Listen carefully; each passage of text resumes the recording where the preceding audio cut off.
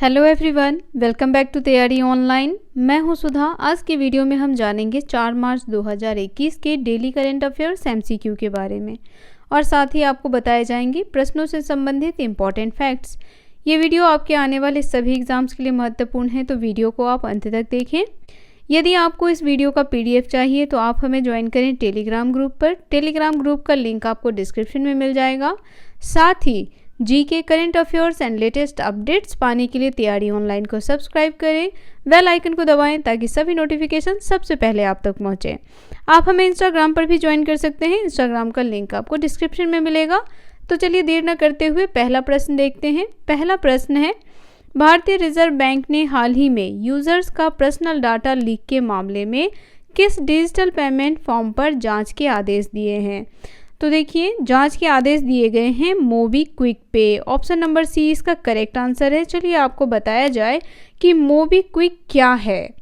तो देखिए, मोबीक्विक जो है वह एक ऐप है, एक मोबाइल वॉलेट है, जिसकी मदद से आप कैशलेस ट्रांजैक्शन या ऑनलाइन पेमेंट कर सकते हैं। यह ऐप आपको पेटीएम, फ्री चार्ज ऐप के जैसे ही सुविधाएं प्रदान करता है, जिसकी मदद से आप मोबाइल या डीटीएच रिचार्ज, बिल पेमेंट, कई जगह कैशलेस ट्रांजैक्शन कर सकते हैं। इम्पोर्टेंट फैक्ट्स देखिए, तो भारतीय रिजर्व बैंक ने हाल ही में 11 करोड़ यूजर्स का पर्सनल डाटा लीक होने के मामले में मोबीक्विक डिजिटल पेमेंट फॉर्म पर जांच के आदेश दिए हैं। अगर जांच में मोबीक्विक दोषी पाया जाता है तो आरबीआई किसी पेमेंट सिस्टम प्रोवाइडर पर कम से कम 5 लाख रुपए का जुर्माना लगाएगा। चलिए अब हम जान लेते हैं आरबीआई के बारे में। RBI it means reserve bank of India. यह एक केंद्रीय बैंक है। यह भारत के सभी बैंकों का संचालन करती है। रिजर्व बैंक की स्थापना 1 अप्रैल 1935 में की गई। इसके गवर्नर हैं शक्तिकांत दास। नेक्स्ट क्वेश्चन है, भारत का कौन सा राज्य चिरंजीवी स्वास्थ्य बीमा योजना के तहत हर परिवार को स्वास्थ्य बीमा देने वाला भारत का पहला राज्य बन गया है? तो देखिए, भारत का पहला राज्य बन गया है स्वास्थ्य बीमा देने वाला राजस्थान। ऑप्शन नंबर सी इसका करेक्ट आंसर है। चलिए क्वेश्चन से रिलेटेड इंपॉर्टेंट फैक्ट्स देखें। तो यहाँ देखिए, राजस्थान राज्य हाल ही में चिरंजीवी स्वास्थ्य बीमा योजना के तहत हर परिवार को स्वास्थ्य बीमा योजना देने वाला भारत का पहला राज्य बन गया है। यहाँ हर परिवार को सालाना 5 लाख रुपए का स्वास्थ्य बीमा दिया जाएगा। इस योजना के तहत 100 ममता स्पेशल वाहनों का संचालन किया जाएगा। उप स्वास्थ्य केंद्रों को प्राथमिक स्वास्थ्य केंद्र में बदलने की घोषणा की गई है और कुछ प्राथमिक स्वास्थ्य केंद्र को सामुदायिक स्वास्थ्य केंद्र में बदला जाएगा। इसके साथ ही राजस्थान में कई योजनाओं का आरंभ किया गया है, जिसमें आता है आपका ABMGRSBY। इसका फुल फॉर्म है आयुष्मान भारत महात्मा गांधी राजस्थान स्वास्थ्य बीमा योजना।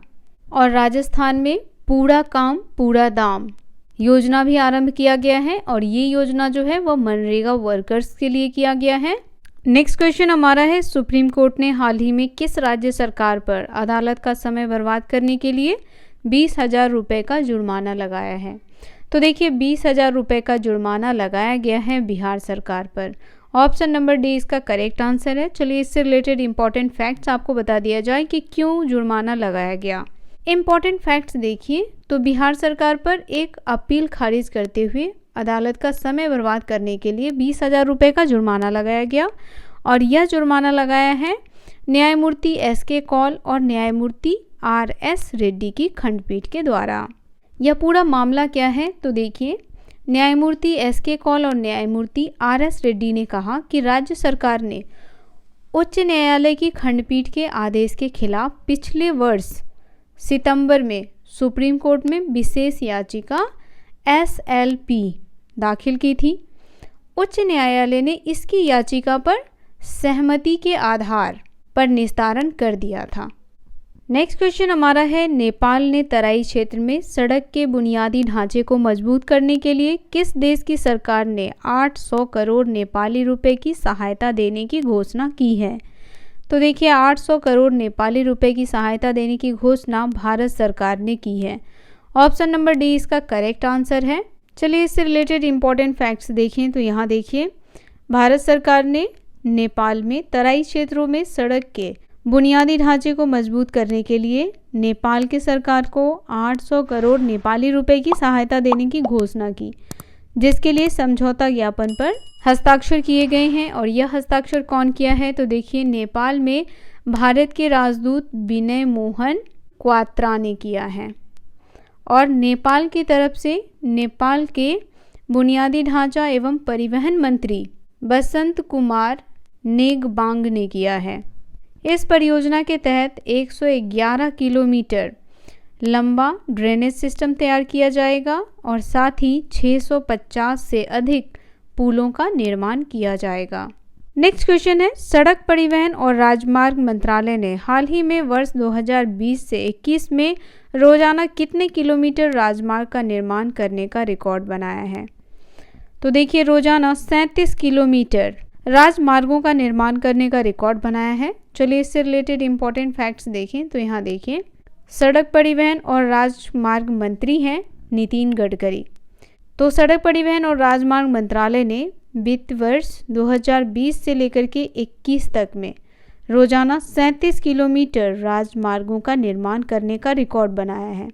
पिछले 7 वर्षों में राष्ट्रीय राजमार्गों की लंबाई 91,287 किलोमीटर थी और यह आपको अप्रैल 2014 के अनुसार है। उसके बाद 1,37,625 किलोमीटर राष्ट्रीय राजमार्गों की लंबाई जो है वह 20 मार्च 2021 तक 50% बढ़ गई है। नेक्स्ट क्वेश्चन हमारा है, IAS श्री मुखमीत एस भाटिया ने हाल ही में किस मंत्रालय के तहत आने वाले ESIC के महानिदेशक का कार्यभार संभाला है? तो देखिए उन्होंने संभाला है श्रम एवं रोजगार मंत्रालय के तहत ESIC के महानिदेशक का कार्यभार संभाला है। ऑप्शन नंबर डी इसका करेक्ट आंसर है। चलिए क्वेश्चन से रिलेटेड इंपॉर्टेंट फैक्ट्स देखें तो यहाँ देखिए वर्ष 1990 के बैच के झारखंड कैडर के IAS अधिकारी रहे श्री मुखमीत एस भाटिया ने हाल ही में श्रम और रोजगार मंत्रालय के तहत आने वाले कर्मचारी राज्य बीमा निगम ESIC के महानिदेशक का कार्यभार संभाला है। उन्होंने वित्त मंत्रालय के आर्थिक मामलों के विभाग में अतिरिक्त सचिव के रूप में भी कार्य किया है। नेक्स्ट क्वेश्चन हमारा है, हाल ही में किसने NCTE वेब पोर्टल पर माईनेप 2020 मंच की शुरुआत की है? तो देखिए माईनेप 2020 मंच की शुरुआत की गई है शिक्षा मंत्री श्री रमेश पोखरियाल निशंक के द्वारा। ऑप्शन नंबर ए इसका करेक्ट आंसर है। केंद्रीय शिक्षा मंत्री श्री रमेश पोखरियाल निशंक ने हाल ही में NCTE वेब पोर्टल पर माईनेप 2020 मंच की शुरुआत की है। इस मंच का संचालन 1 अप्रैल से लेकर के 15 मई 2021 तक किया जाएगा और इसके जरिए शिक्षकों के लिए राष्ट्रीय पेशेवर मानकों के विकास तथा राष्ट्रीय मार्गदर्शन सदस्यता कार्यक्रम मिशन का मसौदा तैयार किया जाएगा। इसका एकमात्र उद्देश्य है शिक्षक शिक्षा क्षेत्र में सकारात्मक एवं टिकाऊ बदलाव के लिए शिक्षित नीति का दस्तावेज तैयार करने में शिक्षाविदों, अध्यापकों एवं अन्य पक्षधरों की सहभागिता सुनिश्चित करना। नेक्स्ट क्वेश्चन है, इनमें से किस देश ने हाल ही में जानवरों के लिए विश्व की पहली कोविड-19 वैक्सीन पंजीकृत कराई है? तो देखिए वह देश है रूस। ऑप्शन नंबर डी इसका करेक्ट आंसर है। चलिए क्वेश्चन से रिलेटेड इंपॉर्टेंट फैक्ट्स देखें तो यहाँ देखिए रूस ने जानवरों के लिए विश्व की पहली कोविड-19 वैक्सीन पंजीकृत कराई है। इस टीकाकरण के बाद इम्यूनिटी जो है वह 6 महीने तक रहेगी। इस वैक्सीन का विकास रॉसेल खोजनादजोर की एक यूनिट ने किया है जिसने इस कोविड-19 वैक्सीन का नाम रखा है कार्निवैक कॉव। चलिए अब हम रूस के बारे में जान लें तो रूस पूर्वी यूरोप और उत्तरी एशिया में फैला ट्रांसकॉन्टिनेंटल देश है। इसे ट्रांसकॉन्टिनेंटल इसलिए कहा गया है कि इसका कुछ भाग यूरोप में है और कुछ भाग एशिया से मिलता है, इसीलिए इसे ट्रांसकॉन्टिनेंटल देश कहा जाता है। यह दुनिया का सबसे बड़ा देश है रूस की जनसंख्या 146.7 मिलियन है और यह 9वां सबसे अधिक आबादी वाला देश है। रूस की राजधानी है मॉस्को। रूस के राष्ट्रपति हैं व्लादिमीर पुतिन। रूस के प्रधानमंत्री हैं दिमित्री मेदवेदेव। नेक्स्ट क्वेश्चन हमारा है 2023 AIBA mains world boxing championship का आयोजन कहाँ किया जाएगा। तो देखिए AIBA mains world boxing championship का आयोजन किया जाएगा तजाकिस्तान में। 2023 में तजाकिस्तान में इसका आयोजन किया जाएगा।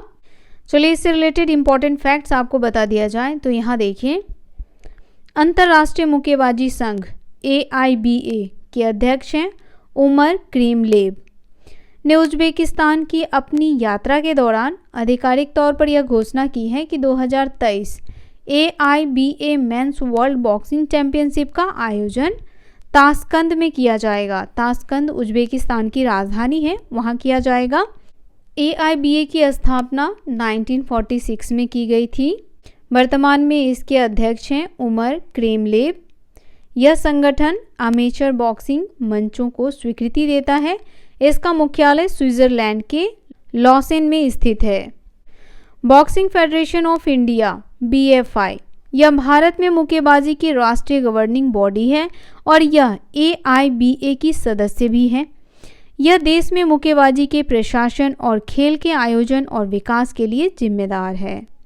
नेक्स्ट क्वेश्चन हमारा है ONGC के CMD के रूप में किन्होंने अतिरिक्त प्रभार ग्रहण किया है। तो देखिए ONGC के CMD बने हैं Subhash Kumar. Option number A इसका करेक्ट आंसर है। चलिए क्वेश्चन से रिलेटेड इंपॉर्टेंट फैक्ट्स आपको बता दिया जाए तो यहाँ देखिए ONGC का फुल फॉर्म आप याद रखें, oil and natural gas corporation, जिसके वित्त निदेशक बने हैं सुभाष कुमार। इन्होंने 31 मार्च को शशि शंकर की सेवानिवृत्ति के बाद अध्यक्ष और प्रबंधक निदेशक के पद को संभाला है। सुभाष कुमार 36 साल से इस उद्योग से जुड़े हुए हैं। वह 1985 में वित्त और लेखा अधिकारी के रूप में ONGC में शामिल हुए थे। ONGC की स्थापना की गई थी 14 अगस्त 1956 में। इसका हेडक्वार्टर है दीनदयाल ऊर्जा भवन, बसंत कुंज, नई दिल्ली। ONGC विदेश के साथ अपने कार्यकाल के दौरान सुभाष कुमार कंपनी के विस्तार और अधिग्रहण से जुड़े हुए थे। उन्होंने कई विदेशी संपत्तियों के मूल्यांकन और अधिग्रहण में महत्वपूर्ण भूमिका निभाई है। 2017 में कुमार ने वित्त निदेशक के रूप में पेट्रोनेट LNG के साथ एक संक्षिप्त कार्यकाल के लिए काम भी किया है। वह institute of cast accountant of India में एक फेलो सदस्य भी रह चुके हैं। वह चंडीगढ़ में पंजाब विश्वविद्यालय के पूर्व छात्र हैं, जहां से उन्होंने स्वर्ण पदक के साथ वाणिज्य में स्नातक और मास्टर डिग्री प्राप्त की है। तो ये सारी जानकारी आपको कैसी लगी, आप हमें कमेंट करके अवश्य बताएं। आज का ये वीडियो यहीं समाप्त होता है। वीडियो पसंद आया हो तो इसे लाइक करें और अपने दोस्तों को भी शेयर करें। यदि आप हमारा सपोर्ट करना चाहते हैं तो चैनल को सब्सक्राइब करें और हमारे वीडियो को ज़्यादा से ज़्यादा शेयर करें। तो मिलते हैं आप सबसे नए दिन नए प्रश्नों के साथ। तब तक के लिए आप सभी का धन्यवाद।